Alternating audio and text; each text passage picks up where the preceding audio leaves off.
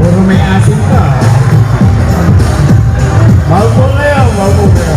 Magandang gabi sa inyong lahat. Una, maraming salamat kay John. Thank you at sampu ng lahat ng chairman ng Zona 80. Palakpakan natin sila.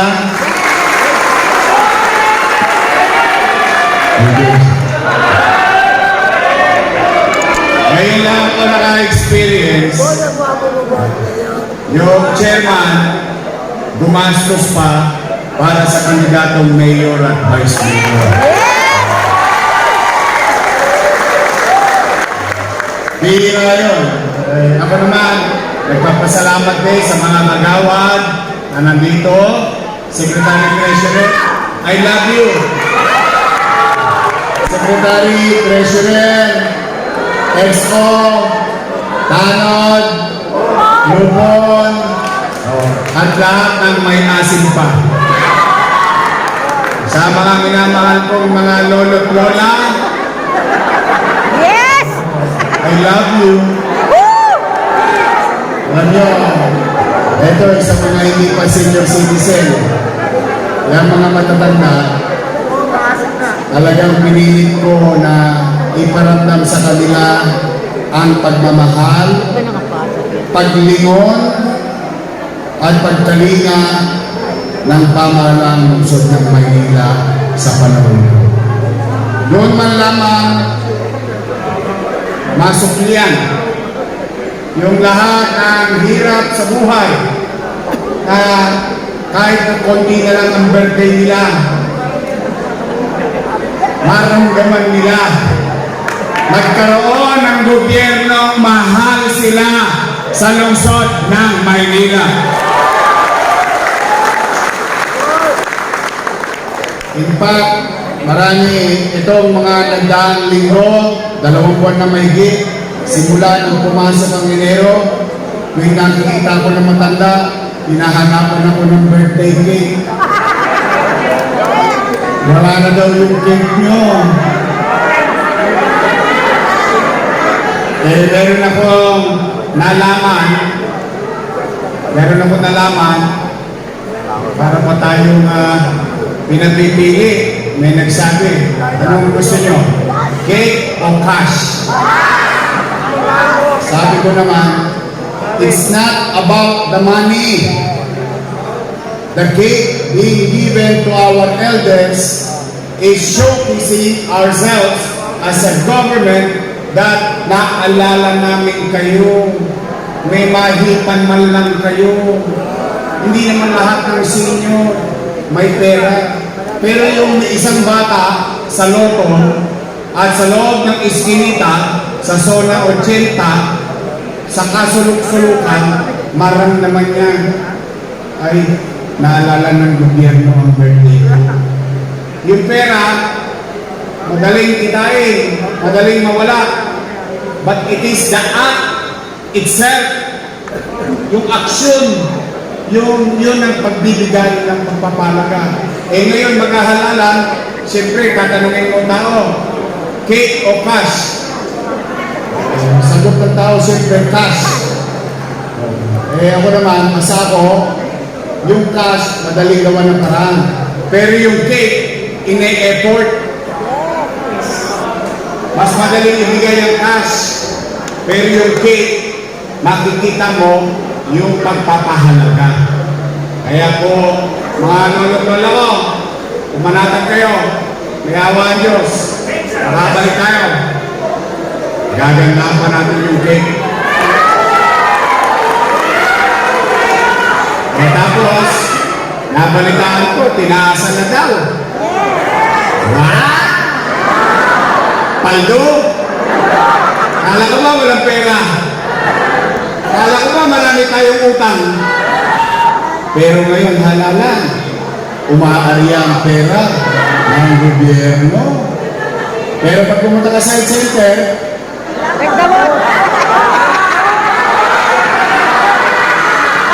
tama ba? Nakikita niyo yung logic? Talagang ginagamit nila yung salapi bilang isang uri na para kalawitin ang mamamayan. Eh, sagot naman ng ibang matanda, mga senior citizen, hindi mo kami matutulong, guys. Lam na days.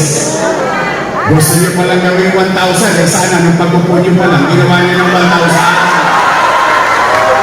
Tama ba? Eh, samantalang, yung ipinagpapakasakit, yung sakit ng loob ng isang matanda dahil hindi na siya butante, hindi na siya binigyan ng pensyon. Yung may sakit, hindi na rin binigyan ng pensyon. Pero ngayon, ako Diyos ko, kaya kayo, ako naman, eh panatag naman ang loob ko. Panatag naman ang loob ko. Picture tayo mamaya. Tabi mo din sa Kendi. Panatag naman ang loob ko dahil ang taga Maynila matatalino. O basta, pag nagbigay, sayang din yun. Lamansyag din yun. O, pero ako naman, ipagpapaalala ko lang sa inyo. Hanggang ngayon, pwede pa. Hanggang bukas, pwede pa. Hanggang 27, pwede pa. Pero taga 28, ang payo ko sa inyo, help us. Stay vigilant. Kapag may mga kandidato, nag-aabot na ng tsape, o pizza, bigas, dilata, i-report ninyo sa Commission on Election nang masampulan sila. Ibalik ninyo, huwag nyo ibigay. Kunin nyo yung dignidad ng pagiging batang Maynila. Maaari ka kailanganin natin ang salapi. Wala namang tatanggi. Sino ayaw ng pera rito? Taas sa kamay. Kita nyo? Sino gusto ng pera? Kasi kailangan. Tama mali? Ngayon, tanggap lang ng tanggap. Pero pagdating ng 28, 29, at 30, hanggang sa dulo, eh, tulungan nyo kami. Eh kami, susunod. Susunod kami sa tagubilin at alitungtunin ng Commission on Election. Kasi napapansin ko ang mga politiko namimihasa na ipinagkakalandakan yung pera ng taong bayan ginagamit sa halalan. Nung araw, kilukubli yan eh. Nagkakanyangaan pa naman ng araw. Balot-balot. Simplis. Eh ngayon, ano na? Lantara na. Napanood ko yung isang video, pero hindi sa syudad natin ito. Tuwan-tuwa ako doon sa isang matanda. Tumayo siya. Ginagawa niya kami timawa eh. Hindi naman namin kailangan ng pera. Gusto namin mapakinggan kung ano ang gagawin niyo sa amin. Nagulat ako. Sa kalagitnaan ng mga pamiting. So, sa atin, kung nagawa yun sa ibang bayan, tingin ko naman, kaya rin gawin yun sa lungsod ng Maynila. Basta umasa kayo, may awaan Diyos. Siguro naman, hindi ko na kailangan mga ako dito ng aking mga gagawin. Kumbaga sa Dividendaso, lumabas tayo. May prueba na. O basta ito ha. Una, yung mga nasimulan ko, pabahay. Nakita niyo dyan sa yung Pedro Hill Residence. Natayo. Nagagamit ng tao. Yung pera, inutang ko. Yung pinampagawa, inutang ko. Kasalanan ko yung utang. Pero nung ating libon, sila daw may gawa. Basta lahat ng babahay, ospital, pagaganahin ko yung binili natin. Pera yun, hindi ko naman pera yun eh. Alam niyo bang may MRI machine tayo? Makita ninyo? Yan ang pinaka maliwanag na reaksyon. Wala kayong ka-idea-idea. Meron tayong MRI machine, may CT scan machine, 4D, yung ultrasound, hindi 3D, 4D, yung ating sa mga babae, yung mammogram. Kasi pag umidad tasikwent ka na pataas, kailangan regular ka na nag-mammogram. Lahat yun, nasa ospital lang Maynila. Ano doon? Hindi po pwedeng ikubli. Binili yun ng pera ninyo. So, anong punto ko? Pagaganahin ko yun. Papatakwin natin na mapakinabangan ng tao. So, bahay, eskwelahan, ospital, trabaho. Yung apat o what you call minimum basic needs. Katabi nun, mga nanay ko, mga tatay ko, ate, kuya, mga batang Maynila na nakikinig dito, pumanatag kayo. Sa awa ng Diyos, sa tulong ninyo nakabalik tayo, lilinisin ko ulit ang lungsod ng Maynila.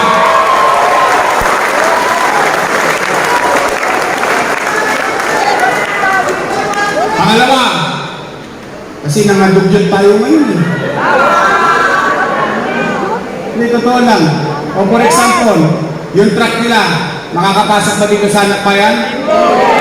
Ano gagawin ng utaw? Bit-bit-bit-bit, lalabas sa... tama mali. Anyway, basta nilinisin ko ulit ang lungsod ng Maynila. Pangalawa, shout out sa mga tanod. Mga EXO, nagkalat na naman ang tulongis ngayon, ano? Limasin ko na naman ang solving boy. Hold up. Snatching. Gabi, madaling araw, umaga, wala na pinipili. Yung mga kriminal na yan. Wala na magawa yung tanod. Pag nahuli ng tanod, dadali sa barangay. Ipamemedical. Problema doon sa medical sa ospital, kailangan daw naka-schedule. So, ibig sabihin, kailangan naka-schedule din ang huli natin. Hindi sabihin natin sa mga magnanakaw, schedule mo pag nanakaw mo, ha? Tama ba? Kaya kung bakit, minsan, nawawala ng gana yung ating mga pulis, yung ating mga tanod, bakit? RNI. Release for further investigation. Hindi mo naman mahuyo sa barangay. May oras lang. Tama mali? Baka mabalikan ka pa. Ngayon, mga tanod, XO, at yung mga duty kagawad, kasi may day duty. Pumanatag kayo. Ibabalik ko sa inyo ang gobyerno sa umaga, sa tanghali, sa hapon, sa gabi, hanggang madaling araw, may gobyerno ulit sa lungsod ng Maynila. Ibabalik natin ang kapanatagan ng pamumuhay sa lungsod.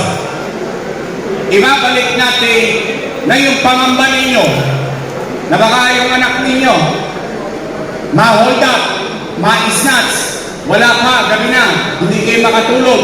Ibabalik ko sa inyo ang kapanatagan habang natutulog kayo sa peligro ni Ola. Alam ninyo, at istipan ninyo, si Yorme, nag-iikot pa, may gobyerno pa sa lungsod ng Maynila. So muli, sa inyong lahat na narito, taos puso ang aking pasasalamat. Tosgas pa kayo. Kayo ba tumosgas dito, ha? Abono pa. Uy, pero maganda ito. Bagong liwanag ng Maynila. Talaga naman, bagay na bagay kasi dumilim ang Maynila. Buti pa yung poster nila, may ilaw. Yung kalsada, wala. Andiyan dyan sa kanto. Di ba? Ah, sino ba yung mga taga-ilog? Malapit sa Arellano. Ah, sira yung tulay ninyo. Binulong na sa akin ni Chairman. Sa inyo ba yan? Sa inyo yan?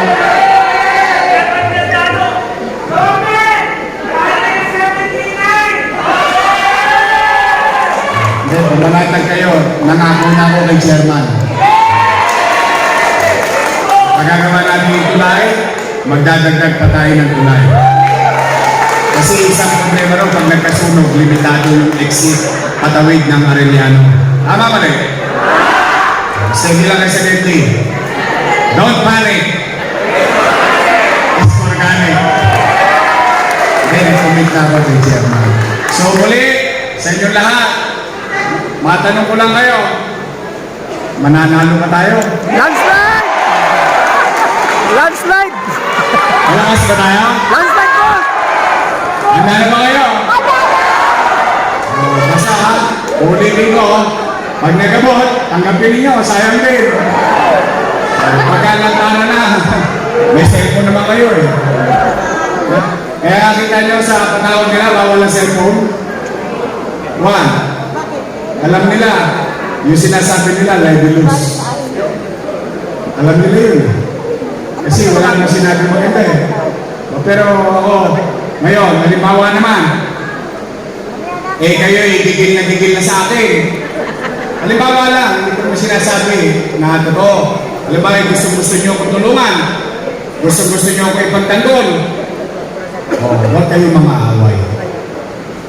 Wag. Ako na mismo, ako na po ang nagsasabi, huwag niyong aawayin sila. Huwag kayong papatol sa panira nila. Unang-una, tayo maraming kwento na may kwenta. Sila, wala na may kwento yan, kaya nga puro panira na lang. Ako ang almusal nila, tanghalian, hapunan, yung isa naman, ako papulutan. Pero napansin niyo hindi ko pinapatulan? Bakit?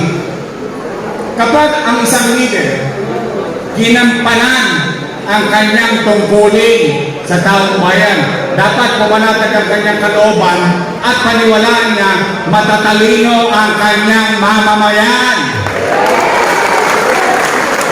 Kaya ako, Huwag kayong mag-aaway ha.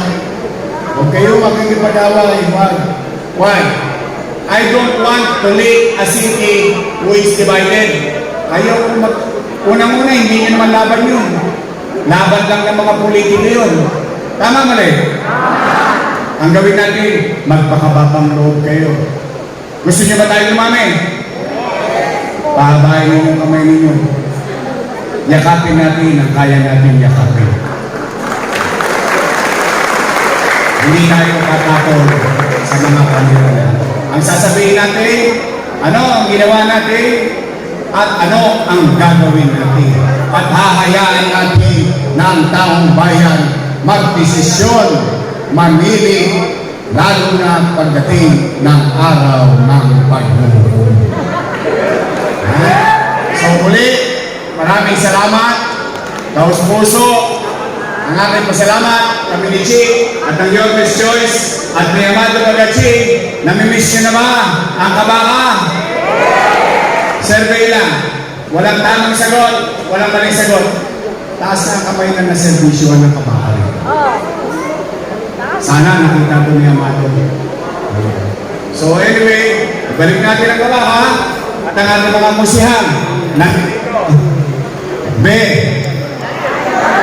I love you. Straight, your best choice, tayong lahat. Okay, muli, maraming salamat sa inyo. Pagpalain nawa kayo ng pong mayaman. At syempre, ako'y nagpakara. Kailangan ko magtong. Mainit humiga. Sige, may rapod daw kayo. Okay, pagpapasisyahan nyo na. Wala naman ako sa pwesto. Pero para lahat, maraming manalo. Iniisip ko, 2 tasikwen. Kaya lang, ang dami nyo eh. di, baka ma-hold up pa yung mananalo. Tama mali? Ang gawin na lang natin, para masaya lahat, maraming chances of winning, dahil ang inyong mga chairman, maraming hinandang regalo, marapol para sa inyo. Ang gawin natin, si Kwentang tig 2,000. Pwede? Mas maraming chance ang may manalo. So mag-ingat kayo, pagpalain nawa kayo ng Pong May Gabay.